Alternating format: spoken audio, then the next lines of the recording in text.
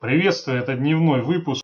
Обращаю внимание, что есть телеграм-канал, на котором вся информация оперативно публикуется. Подписывайтесь на мой телеграм-канал, чтобы получать оперативную информацию. Так, вот здесь вопрос был подписчика, будет ли встреча 10 или 9 апреля. Но смотрите, здесь ситуация следующая. Вот та встреча, которая прогнозировалась, будет решающей, то есть ОПЕК+, то есть Саудовская Аравия, ключевые игроки Россия и Америка, и которая планировалась 9 апреля, ее не будет. То есть будет некая видеоконференция, но она произойдет без участия США. То есть сами понимаете, вес такой встречи без участия США. США один из ключевых добытчиков. Если их не будет на этой встрече, то о каком решении там можно вообще в принципе говорить? То есть да, там возможно какая-то видеоконференция между Россией, саудитами и еще другими участниками, она состоится. Но по текущей информации там не будет принимать участие США и Канада. США это крупнейший нефтедобытчик. И США настаивают на том, чтобы решение окончательно этого вопроса со снижением добычи нефти было в рамках формата встречи министров энергетики G20. И эта встреча, она будет в пятницу 10 апреля. Поэтому даже если будет встреча ОПЕК с Россией 9 апреля, хотя опять же я вот на официальных источниках информации ни ОПЕК, ни там других организаций этой информации не вывел. То есть это все где-то блогеры пишут или какие-то новостные каналы. То есть официально такая информация не заявляется. Вот. И США, то есть у них тренд такой, что решения должны принимать США и там те страны, которые тоже добывают нефть и которые демократичны. Никаких ОПЕК, никаких картелей, никаких сговоров. Но вот Катар вроде подтверждает, что он будет участвовать в переговорах России и Саудовской Аравии, которые установлены на 9 апреля. Вроде бы есть информация, но опять же на сайте ОПЕК и других официальных источниках я этой информации не нашел. Ну вот уже идут новости о том, что Трамп должен назначить виновного в провале переговоров Саудовской Аравии и России. Но вот, кстати, во многих американских западных источниках, ну так вот с иронией, с критикой к ОПЕК отношение выказывается. То есть, что вот ОПЕК изображает из себя островок стабильности в этом хаотичном мире, и что как бы на горизонте замаячила нефть по $10 за баррель. Вот. Но с другой стороны есть информация, что планируется со стороны ОПЕК в течение 3 месяцев снизить добычу нефти, чтобы цена не ушла на $10 за баррель. Ну вот есть информация, я не знаю, это шутка или на самом деле как бы в каждой шутке есть доля шутки о том, что Трамп сказал, что вроде как ОПЕК и не просил американских производителей снижать добычу нефти. Но если это окажется не шуткой, то тут как бы мы увидим, что ни о чем не договорятся. Но вот смотрю, есть информация о том, что действительно ОПЕК и Россия проведут видеовстречу в 4 часа по западноевропейскому времени в четверг, то есть 9 апреля. Но опять же обращаю внимание, что Соединенные Штаты таким образом все это дело сподвигли, что решение на самом деле по факту сокращения нефти, оно будет приниматься в пятницу. И это будет не формат ОПЕК, а формат встречи министров G20. Поэтому касательно будет или не будет встреча или видеоконференция 9 апреля между странами-участниками нефтедобычи. Официально на официальных источниках информации я этого не нашел. В новостных каналах, да, и особенно у блогеров, там, у российских и так далее, действительно фигурирует, что некая видеоконференция между странами-добытчиками нефти 9 апреля в четверг, и вроде как в 16:00 по западноевропейскому времени она будет. Но Соединенные Штаты сделали все возможное, чтобы эта видеоконференция, она мало что решала, и что окончательное решение принималось американцами и другими игроками 10 апреля на встрече министров энергетики Большой Двадцатки. Поэтому влияние этой встречи, видеоконференции ОПЕК с Россией, ну, наверное, оно будет не столь большим, возможно, даже никаким. А может быть, какое-то колебание цен на этом фоне произойдет. Но здесь просто надо иметь в виду, что если какие-то договоренности позитивные в части снижения добычи, они могут быть достигнуты в четверг, то потом в пятницу их могут порезать. Может быть и обратная ситуация, что здесь не договорятся 9 апреля, а 10 апреля на встрече министров G20 США, там, Канада в императивной форме скажет, что надо там снизить на 20 миллионов баррелей. Поэтому здесь вот эта волатильность и колебания цен на нефть, они будут растянуты на 2 дня. И ключевой, скорее всего, будет пятница, судя по тому, как США на это реагируют. Так, ну и вот на этот счет новостью Bloomberg на сайте указано о том, что действительно некое соглашение по поводу сокращения добычи все-таки договорились, его сделали.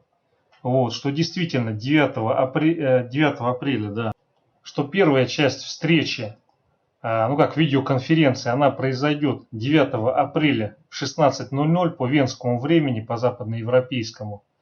Вот, но здесь, судя по всему, будут обсуждать все вопросы Россия, Саудовская Аравия, но и другие участники добычи, которые находятся на Ближнем Востоке, ну, все страны, кроме американских стран. Потому что американские страны, то есть США, Канада, Бразилия, они хотят решить этот вопрос окончательно на следующий день во время встречи министров энергетики G20. И эта встреча состоится в 3 часа после обеда ПМ по времени Эль-Риада. Вот, соответственно, то есть будет опера из двух частей. Первая часть — это четверг, когда арабы, Россия и другие участники рынка произведут переговоры. И вторая часть, она будет заключаться в том, что американцы, канадцы, ну то есть англосаксонские хозяева, они уже окончательно подпишутся, либо выдадут рекомендации, кто виноват и кто больше будет сокращать. Поэтому здесь, видите, как не бывает простых решений однозначных. Поэтому сошлись на том, что вот в таком формате все это будет проходить. Вот. И здесь, ну, как бы все еще может поменяться до четверга. И в четверг может поменяться. Там могут одно решение принять, потом Соединенные Штаты с шашкой выйдут в пятницу и скажут, вот ты и ты там снижаете в 2 раза, а мы не снижаем. Такой вариант тоже возможен. Вот. Поэтому надо быть готовым к тому, что сейчас будут достаточно существенные колебания и по нефти, и по фондовым рынкам в преддверии и в процессе принятия этих решений. Так, далее давайте посмотрим, что у нас с нефтью происходит. Но нефть у нас находится в боковике. По бренту, соответственно, это диапазон 32,6, 34,3. То есть, видите, вот плавно ходит. Никаких здесь экстраординарных действий пока не происходит. Если какие-то новости по поводу договоренности, либо потому что кто-то против договоренностей будут выходить, то здесь у нас будут колебания, выход из этого диапазона. Если по сокращению добычи, то мы увидим пробой 34,3, потом 34,7 и уход сначала на отработку вот этой цели 36,7, потом возможно движение выше. И если будут какие-то негативные новости, то мы, соответственно, увидим пробой вот этой нижней границы консолидации и уход на 31. И далее, соответственно, возможно движение вниз. Обращаю еще раз внимание, что вот даже если какие-то договоренности будут по поводу снижения добычи, для экономики Российской Федерации и Саудовской Аравии, наверное, эти договоренности они не будут нести особого, скажем так, стратегического смысла. То есть цена на нефть, которая вырастет в результате снижения добычи, не факт, что она компенсирует то снижение добычи, которое будет произведено. То есть здесь эффект может быть неоднозначный. Может получиться так, что это снижение добычи, оно окажется более губительно для страны, но особенно для нашей, для Российской Федерации. Потому что, во-первых, денежный поток может упасть. Непонятно, надо смотреть произведение цены на денежный поток и на чистую прибыль. Исходя из этого можно будет понять, вот это вот снижение добычи с учетом затрат на то, что будут закрывать скважины, потом их реанимировать через какое-то время возможно. Даже вот без этих затрат, если смотреть, просто денежный поток брать, Вот по факту в результате того, как выросли цены из-за снижения объема экспорта, то есть какая ситуация, она выигрышная или проигрышная. И вполне как бы может оказаться так, что здесь, в общем-то, позитива-то особого для нашей страны и не будет. Поэтому, если выйдут новости о том, что там договорились, все хорошо, там режем добычу, например, все по 2-3 миллиона баррелей в день, то есть, может быть, это краткосрочно и даст позитивный эффект, потому что договорились и нефть выросла. Но если смотреть какую-то среднесрочную перспективу, то есть полгода-год, то эта договоренность, она не факт, что будет позитивна для нашей экономики. Да, если восстановление мировой экономики и возобновление спроса на нефть будет протекать энергично, ну хотя бы как на том графике, который я показывал, когда к октябрю он более или менее восстановится, то такая договоренность, даже фейковая, где будет заявляться там какое-то волшебное снижение большое, она в любом случае будет позитивна.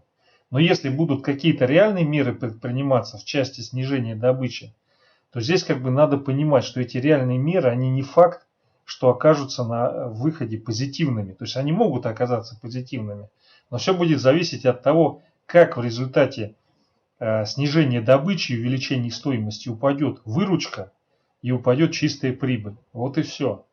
То есть здесь не надо испытывать иллюзий, что вот снизят добычу и раз все вот заживем. Хорошо. Нет, такого не будет. Здесь достаточно сложные зависимости и закономерности. Итак, возвращаясь к нефти, здесь получается вот диапазон такой. Любой позитив, то есть сокращение добычи там, или новые победы в борьбе с китайской заразой, они будут приводить к пробою вот этого диапазона на растущем объеме. Далее отработка цели 36,6 и в случае здесь закрепления уход на 39,5-40. Если же здесь будет пробой, то есть какие-то новости в части там не договорились и так далее на растущем объеме, то по факту этого пробоя мы увидим движение на 31 и ниже. Так, ну вот фьючерс на американский рынок S&P, он показывает пробой.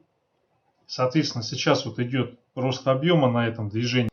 И если сегодня мы увидим пробитие 2738 на растущем объеме, то скорее всего следующая цель движения либо сегодня, либо завтра будет вот сюда, вот 2825. В том случае, если сейчас начнется откат и будет пробито 2700, то это скорее всего вызовет корректирующее движение и фьючерс пойдет вот сюда, вот в этот диапазон, который 2645-2626, вот сюда. Так, далее индекс российских гособлигаций RGBI. Но здесь вот формируется сейчас разворотная формация, он уперся в 147,7. И здесь вот прям напрашивается корректировка в район 146,5. Но это как следствие приведет к ослаблению курса рубля к доллару и евро. Так, далее доллар-рубль. Но вот сегодня открылись с гэпом, рубль укрепился. Ну и здесь как бы ждем закрепления вот на этом уровне.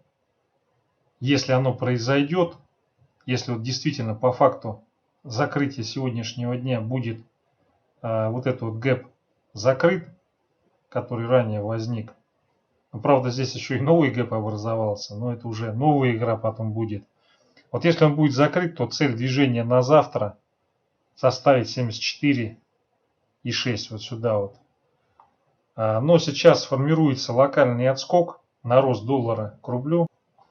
Вот, и если мы увидим сейчас движение на 76, вот если 76 он сейчас добьет, и здесь пойдет проторговка, набор позиций, то мы увидим отскок и рост по рубль-доллар, потому что вот здесь остались цели 76,4, 76,86 и 77,1.